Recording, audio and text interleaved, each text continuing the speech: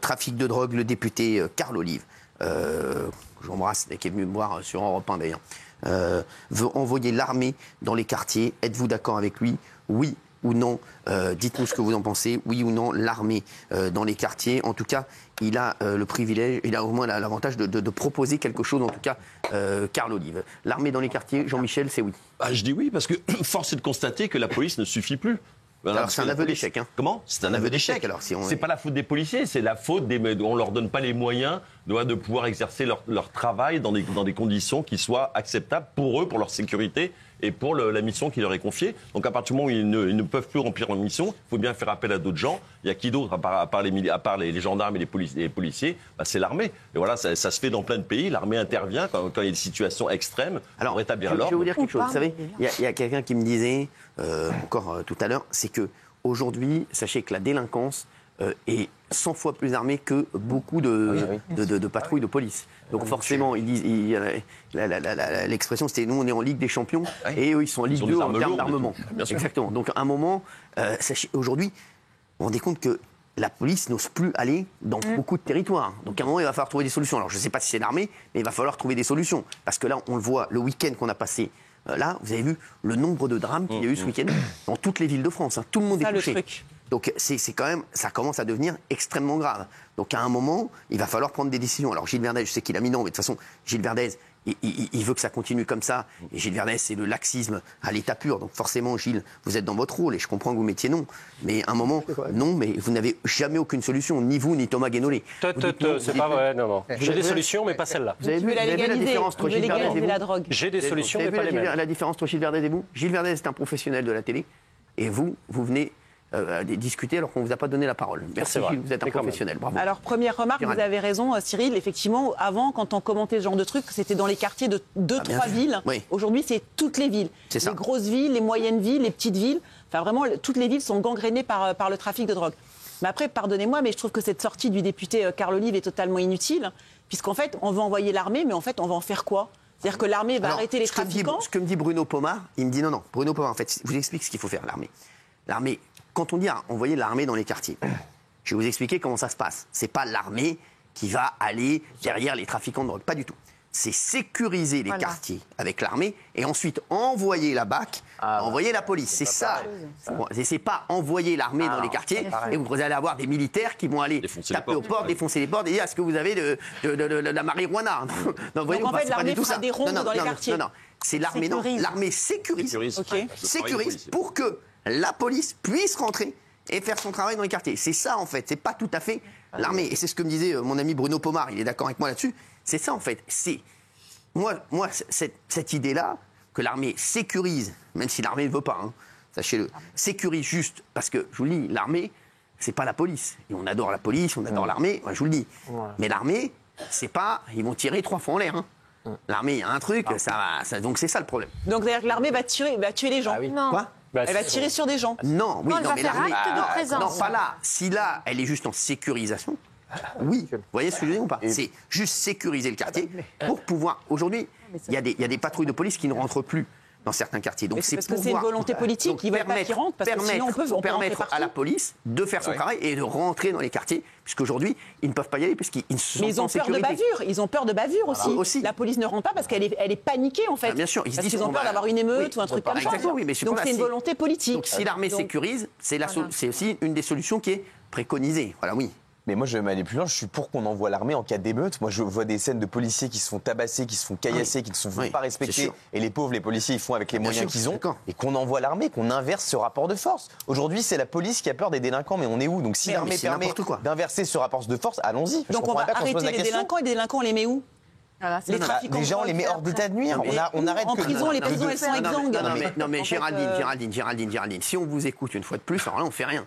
Ça, c'est dans un deuxième temps. Moi, je veux que la police agisse, elle est là. Mais non, mais la police, aujourd'hui. Elle a peur. C'est symbolique. Géraldine Maillet, aujourd'hui, on va pas faire les deux d'ailleurs.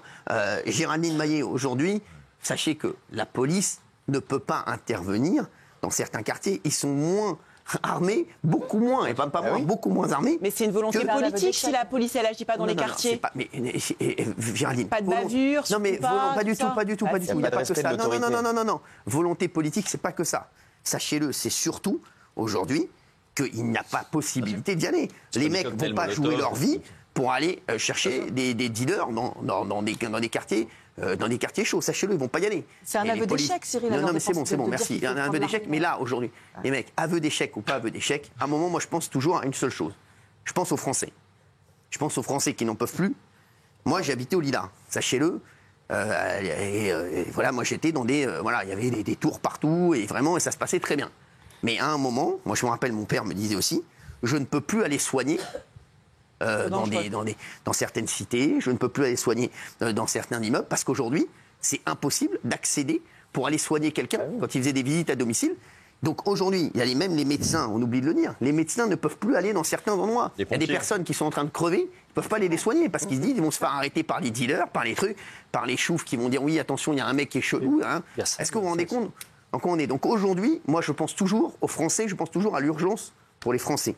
Donc, je ne sais pas si l'armée est la bonne solution, mais en tout cas, il faut bouger et il faut bouger vite. Parce qu'on le voit, chaque semaine, chaque jour qui passe, il y a des drames et il y a des gens qui n'ont rien à voir avec les trafics de drogue ou quoi aux caisses et qui sont des victimes collatérales et il se passe des choses très très graves. Donc aujourd'hui, moi, dire l'armée sécurise et derrière, la police peut faire son travail, je suis désolé, je ne trouve pas que ce soit une si mauvaise idée que cela. Bien sûr. Jean-Michel.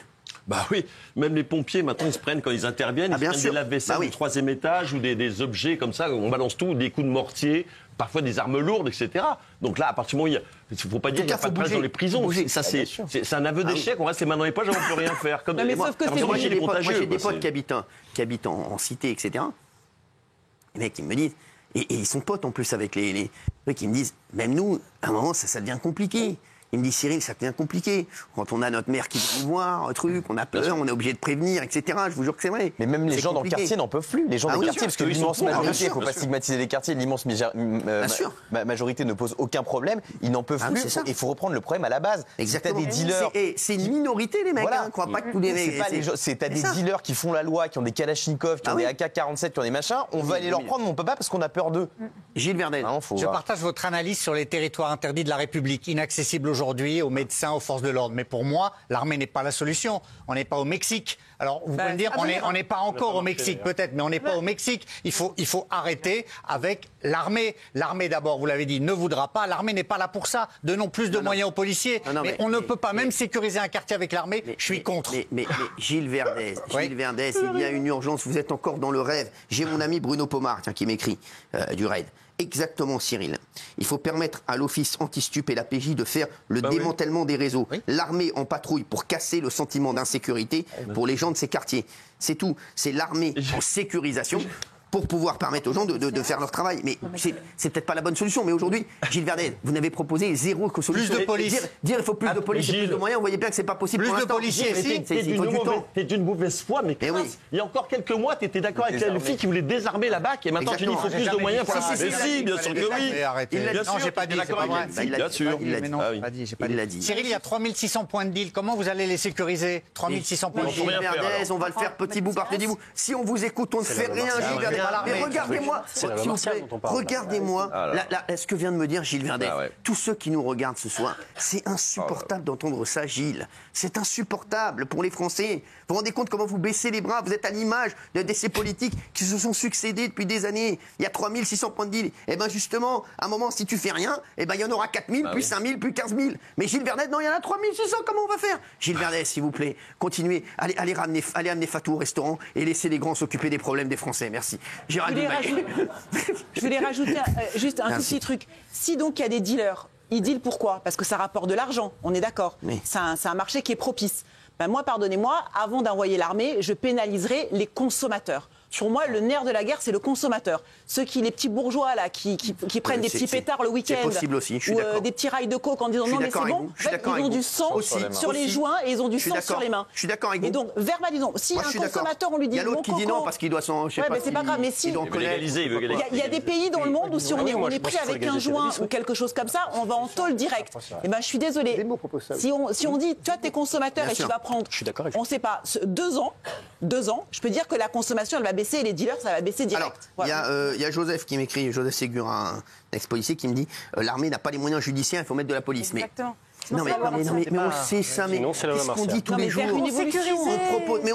On propose des solutions. Si on écoute Verdès, Benaïm, on ne propose rien, on va dans le mur. Je suis désolé, les gars, les gens proposent des choses. À la place de l'armée, on peut mettre des compagnies de CRS. Elle a raison. Mais Benaïm, on n'en a pas assez. Vous croyez vraiment que les compagnies de CRS... Mais j'attends d'abord. Lui, il va nous donner la solution dans un instant. Lui, il va nous la donner. Ça ne va pas vous plaire. Je sais, mais j'aime bien. Ça va pas vous plaire parce que c'est quoi le métier de l'armée? Voilà, merci. Voilà. Non, mais j'ai pas dit. Non, mais au moins, il propose quelque chose. Mais il ne faut pas proposer n'importe quoi pour proposer. Si. Proposer, ça suffit pas. Je préfère. Proposer des trucs intelligents, ça sert à rien. Je préfère. L'armée, son métier, c'est de faire la guerre. Merci. Donc si, effectivement... Ils nous aident pour les inondations, pour les avalanches, pour tout, là. Il faut bien mesurer de quoi on parle. Là, on parle du génie, dans ces cas, du génie militaire. Mais si tu mets l'armée dans les quartiers pour sécuriser, ça veut dire que tu leur donnes les moyens de le faire. Voilà. Si tu leur donnes les moyens de le faire, si c'est pas sécurisé, ça veut dire qu'effectivement tu utilises la force. Oui. Le problème de l'armée, c'est qu'elle n'est pas formée à l'utilisation proportionnée de la force. C'est ça, exactement. Donc c'est ça. Et je vous rappelle que ce truc, c'est un vieux serpent de mer de communication politique depuis au moins les années 2000. À chaque fois qu'on se sent dépassé par quelque chose, il y a toujours un Gus qui va arriver et proposer de mettre l'armée. Et quand tu lui demandes, tu lui dis « Ok, vas-y, banco mon pote, on fait comment ?» Et bien là, il n'y a plus personne. Parce que concrètement, c'est joli, concrètement, c'est toujours possible, tout est toujours possible, mais comment tu fais derrière pour gérer tous les problèmes de proportionnalité? La police, aujourd'hui, son métier, c'est le maintien de l'ordre. Et il y a déjà des militaires dans les quartiers. Ça s'appelle les gendarmes. Oui. La gendarmerie nationale, ce sont des militaires. Les gendarmes mobiles sont des militaires. Et c'est les seuls qui sont habilités au maintien de l'ordre. Moi, je veux qu'on ait un maintien de l'ordre réel. Je veux qu'on donne des moyens à la gendarmerie nationale. Je veux qu'on leur donne des vrais moyens. Mais je termine juste là-dessus. Moi, l'armée, je veux bien. Hein. Mais ça prend du temps. Mais le jour où tu auras effectivement une véritable guerre qui se sera engagée avec les dealers... le jour, mais le jour où tu auras des balles perdues qui commenceront à siffler, tu verras ce qui se passera si ceux qui sont favorables à l'intervention de l'armée, tout à coup, ne feront pas marche arrière. Jusqu'à la première bavure, ça. Pour l'instant, c'est les Français qui se prennent des balles des trafiquants. Parce qu'ils se prennent tous des les balles des pays où ça s'est trafiquants. passé, ça s'est super mal passé. Ça fait penser à un truc, tiens, ce que dit Thomas sur un point. La première fois, je suis d'accord avec Thomas. Tiens. Oui, on est d'accord, c'est vous dire. Donc vous ne parlerez pas. Parce qu'il... mais le truc, c'est que... Je lui donne mon temps de parole là-dessus, allez-y. Est-ce que vous savez, par exemple, une anecdote comme ça qui n'a rien à voir, mais qui est intéressante. Reagan avait dit en cas d'une grève des aiguilleurs du ciel, et il avait décidé de mettre l'armée à la place.